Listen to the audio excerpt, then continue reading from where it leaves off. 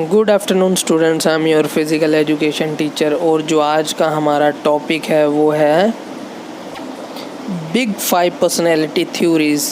कुछ पर्सनैलिटी के ऊपर थ्योरीज़ हैं साइंटिस्ट द्वारा या ऑथर्स द्वारा, वो आज हम पढ़ेंगे। तो चलिए स्टार्ट करते हैं ये टॉपिक। थ्योरीज़ के बारे में हम जाने उससे पहले कुछ फैक्ट्स हैं जो हमें जानने बहुत ज़रूरी हैं। तो उसको जानने के लिए हमें कुछ बातों का जानना बहुत ज़रूरी है। ये देखते हैं, लाइंस हैं कुछ मेरे पास जो कहती हैं, it is well known fact that person give different responses to the same situation indeed. मतलब कि एक ही सिचुएशन में वो अलग अलग रिस्पॉन्स करता है। जैसे सपोज़ करो कि कोई खेल के मैदान में अगर वो जीत रहा है तो वो हैप्पीनेस शो करेगा, और उसी खेल के मैदान में अगर वो हार रहा है, उसी मैच में अगर वो हार रहा है तो थोड़ा सा सैड फील करेगा। अगर किसी की मृत्यु हो जाती है तो वहाँ पे वो सैड फील करेगा। और दूसरी तरफ अगर हम देखेंगे कि किसी की शादी हो रही है तो वो ज़्यादा हैप्पी दिखेगा। उसके बाद है the big 5 factors of personality are the 5 main domain which define human personality and account of individual differences.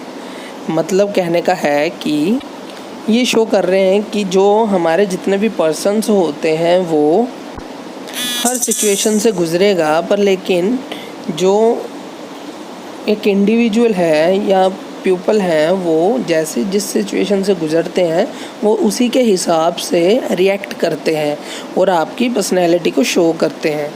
अब बात करते हैं 5 पर्सनैलिटी थ्योरी की।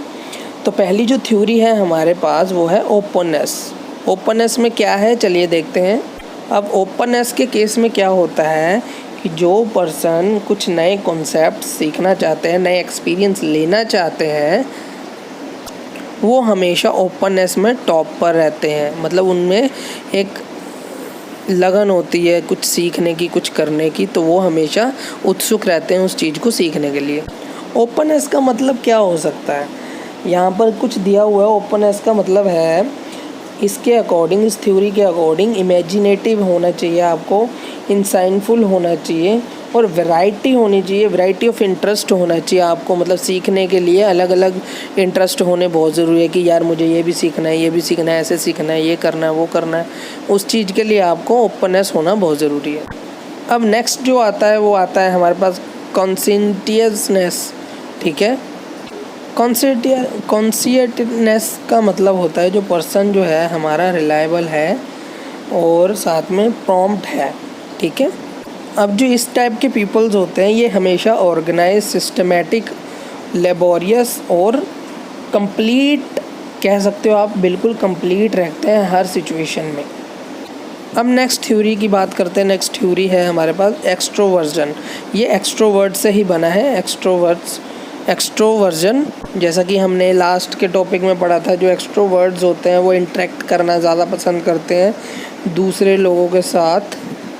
जहाँ हमने एक्सट्रोवर्ट पढ़ा था वहाँ पर एक वर्ड और भी जिसके बारे में हमने पढ़ा था, इंट्रोवर्ट। इंट्रोवर्ट जो होते हैं कि वो जो एनर्जी है वो अपने अंदर में ही काम में लाते हैं, मतलब अपने आप में ही काम में लाते हैं। जो एक्सट्रोवर्जन है उसके अंदर जो लोग आएंगे वो सिर्फ और सिर्फ एक्सट्रोवर्ट्स की कैटेगरी के लोग आएंगे, जो टॉक एक्टिव होंगे, एनर्जेटिक होंगे, असर्टिव होंगे। ठीक है बच्चे। अब जो नेक्स्ट है हमारे पास एग्रीबलनेस। इसका मतलब होता है, इस वर्ड का मतलब होता है जो पर्सन्स जो होते हैं वो फ्रेंडली हों, कोऑपरेटिव हों, कंफर्टेबल हों और काइंड हों, जेंटल हों। ऐसे जो पर्सन होते हैं, एग्री होने वाले जो पर्सन होते हैं वो। अब यहाँ पर जो है एक वर्ड एग्रीबल है, वो उस वर्ड का मतलब है कि वो बहुत जल्दी एग्री हो जाते हैं किसी भी सिचुएशन को लेकर, चाहे वो समझ के हों या ना समझते हुए एग्री करते हों, वो हमेशा एग्रीबल हो जाते हैं। उसके बाद 5th जो है हमारे पास पॉइंट, वो 5th पॉइंट जो है वो है न्यूरोटिज्म। ठीक है, अब इसमें क्या होगा, ये डील करते हैं इमोशनल स्टेबिलिटी के साथ, और इसी के साथ जो है किसी पर्सन की नेगेटिव जो डिग्री है, नेगेटिव इमोशंस है, उसके साथ भी इसको रिलेट किया जा सकता है। अब जो पर्सन जिसके पास हाई न्यूरोस्टिम है वो क्या करेगा कि उसके पास ऐसे इमोशनली स्टेबिलिटी होगी जो ज़्यादा से ज़्यादा नेगेटिव इमोशंस के साथ डील करेगा, ठीक है। और जो ऐसे इंडिविजुअल्स होते हैं वो ज़्यादातर मूडी और टेंस्ड भी रहते हैं।